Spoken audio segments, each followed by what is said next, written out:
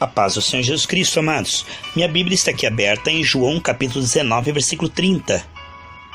Quando Jesus tomou o vinagre e disse, está consumado, inclinando a cabeça, o entregou o seu espírito. Amados, queridos, preciosos irmãos, que Deus te abençoe muito, muito, muito, enquanto você medita junto na palavra de Deus. Amados, vamos falar sobre o relógio de Deus. O que você faria se você tivesse um acidente, fosse parado no hospital, né? Todo machucado, com feridas, né? Todo esfolado. E você pudesse voltar no tempo, pegar o relógio, né? Voltar no tempo um pouco antes do acidente e se livrasse do acidente. Não seria maravilhoso? Não seria maravilhoso você voltar na máquina do tempo e você evitar tanta coisa que você passou, que você falou, que você sofreu por decisões, palavras, atitudes, escolhas erradas, né? Assim, nós podemos escapar pela cruz de Cristo. O relógio de Deus está consumado. Ali na cruz do Calvário, Deus decidiu o que você é, o que você tem, o que você pode.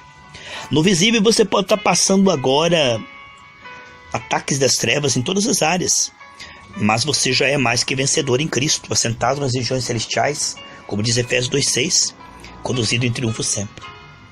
Você pode sair agora desse cronos, daquilo que você está vendo no visível, como diz 2 Coríntios 5,7, que nós não vivemos por vista, mas pela fé, e entrar no Kairos de Deus, lá na cruz do Calvário. Jesus disse, você está curado pelas minhas pisaduras. Aqui eu levei tudo que te tira a paz, toda a miséria, toda a dívida foi cancelada na cruz, dívida espiritual, financeira, tudo. Olha, aqui na cruz do Calvário eu destruí o poder do inferno, poder do pecado, do vício, da depressão, da angústia. Né? Eu levei sobre mim. Então, quando nós voltamos para o relógio de Deus e ficamos dentro disso, está consumado, circunscrito aqui, ó, nem dando um passo para a esquerda nem para a direita. Aí você lembra, mas eu estou endividado, a conta da... Não, volte-se para o Calvário, ó, debaixo da cruz, debaixo do sangue de Jesus. Ali você é próspero, saudável, cheio do Espírito Santo. Sempre que você sair e voltar para o Cronos, volta lá para o Kairos. E quando você volta para aquilo que você realmente é, tem e pode, aquilo que no visível está ao contrário, vai mudar. Por exemplo, se você voltasse na máquina do tempo um pouquinho antes de você ter caído da moto e esfolar todo o seu corpo parado num hospital, no pronto-socorro, voltasse um pouco antes, o teu corpo ia começar a desaparecer as feridas, não é? Porque foi antes do acidente. Agora vamos dizer que isso seja um processo que é perseverança, certo? Por causa da queda, os efeitos da queda nós vemos aí.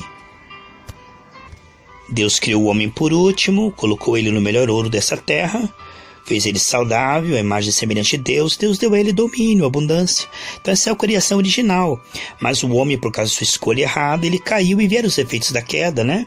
A doença, a angústia, né? A escassez, a morte. E essas coisas, elas são efeitos da queda. Mas lá na cruz, Jesus disse, está consumado, e ele deu uma nova criação. Portanto, nós estamos em tempos paralelos. Espiritualmente, nós estamos no Kairos, assentados em Cristo Jesus. Mas o nosso corpo está aqui no Cronos, passando essa batalha e os efeitos da queda. Então, aonde você posicionar, renovar sua mente, colocar o seu coração, ali é que vai fluir. Se a tua mente for renovada e você ficar no Kairos de Deus, aonde você é em Cristo mais que vencedor, você se alimentar, né, dessa revelação, dessa comunhão com Deus, tudo que é efeito da queda vai se sujeitar à lei do Espírito de vida, a tua fé, a tua semeadura da fé. Mas se você ficar aqui no Cronos dizendo, eu sou um pobretão, endividado, um doente, um escravo do pecado, então, como imaginou a sua alma? Assim ele é, né? Esse texto ele é usado no caso de uma pessoa que se coloca diante do governador, e ele faz de conta que a tua comida que ele colocou ali é para você comer um montão. Mas o coração dele não está com você. Porque como ele imaginou lá dentro dele aquilo que ele realmente é. Não é aquilo que ele está colocando para fora, disfarçando. Então, muitas vezes nós pensamos que o exterior é que realmente define. Quem define você é a tua conta bancária. Quem define você é o teu corpo, não. Quem define você realmente é o que você é dentro, no Espírito. Quem define o que nós somos é o que Cristo fez de nós no Espírito. Quem define não é as circunstâncias visíveis, não é o que as pessoas veem e julgam, não é o seu desempenho atual. O que você é em Cristo. O que você tem em Cristo. O que você pode no Espírito. E o que você recebe pela misericórdia de Deus Pai. Então é muito importante nós compreendermos que neste posicionamento é um milagre a pessoa se posicionar na palavra.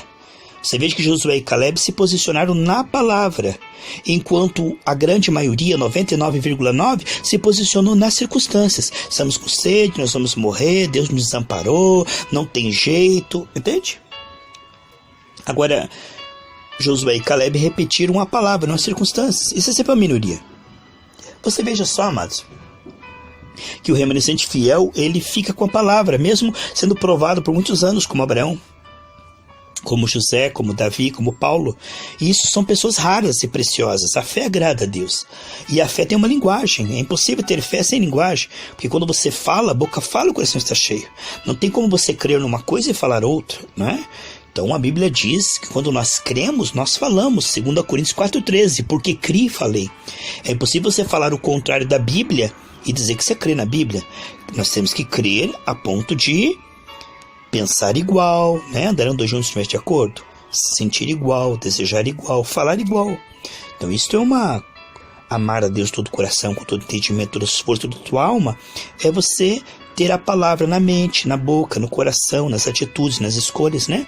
A palavra reinando em todas as áreas da sua vida interior, aí ela vai reinar aqui para fora. Vemos que são poucas pessoas que se posicionam, como Abraão, que disse sou pai de uma multidão muito tempo antes dele ver um filho. Isto é a linguagem da fé. Isto assusta o diabo odeia a linguagem da fé, porque a linguagem da fé é uma semeadura que Deus vai fazer germinar. Então ele diz, não, isso aí é perigoso, isso aí é querer mandar em Deus, né? Não é mandar em Deus, isso é mandar no diabo, nos efeitos da queda, com a autoridade que Deus nos deu, como embaixadores celestiais. Nós somos a voz de Deus nessa terra, né? Então muitas pessoas não sabem que o diabo se arrepia da fé, porque a fé destrói as obras do diabo. Ele não quer uma fé que destrói as suas obras. Ele quer uma fé religiosa que não faça nada, totalmente parada, né? E quando nós começamos a ter uma linguagem da fé, como Josué e Caleb, como Davi diante de Golias, antes de derrubar, ele diz, olha, hoje mesmo Deus entregará você na minha mão. Como Elias, que antes de cair uma gota d'água, ele já ouça um ruído abundante de chuva. Como aconteceu com Jonas, antes de ele sair do grande peixe, ele disse assim, ó, do Senhor vem a salvação. Então nós vemos que sempre há uma palavra da fé antes de um ato profético. Antes de Moisés levantar o cajado, ele diz, olha, veja o livramento do Senhor, esses egípcios que vocês estão vendo, nunca mais vocês vão ver, né? Jesus disse assim, eu vou lá acordar Lázaro. E ele foi lá e disse, Lázaro, sai para fora. Então há uma palavra em Jesus que é sempre de fé. Jesus nem tinha passado pela cruz, e ele diz em João 16:33, ele não tinha passado pela cruz, ele diz, olha, eu já venci o mundo. Então Jesus, ele chama as coisas que não são como se já fosse. E nós, como filhos, imagem e semelhança, somos chamados a crer no coração, né? Como ele diz para Josué capítulo 1, não se aparte essa palavra da sua boca, né?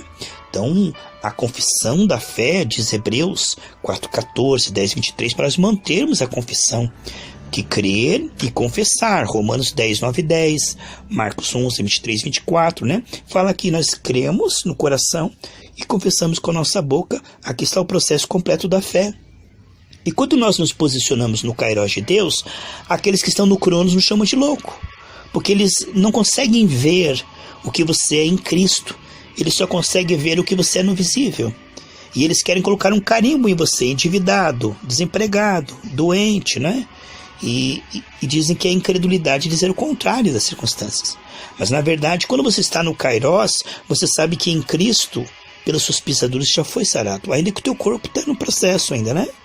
Mas você crê que o que Cristo fez é maior.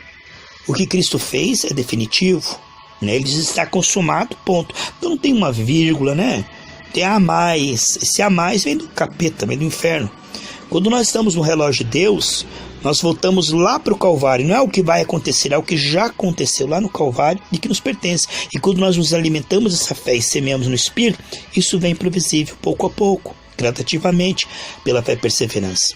Então, voltar ao relógio de Deus é sair do que você está vendo, sentindo, tocando, cheirando, para o estar consumado, para a realidade do que você é em Cristo e Cristo é em você.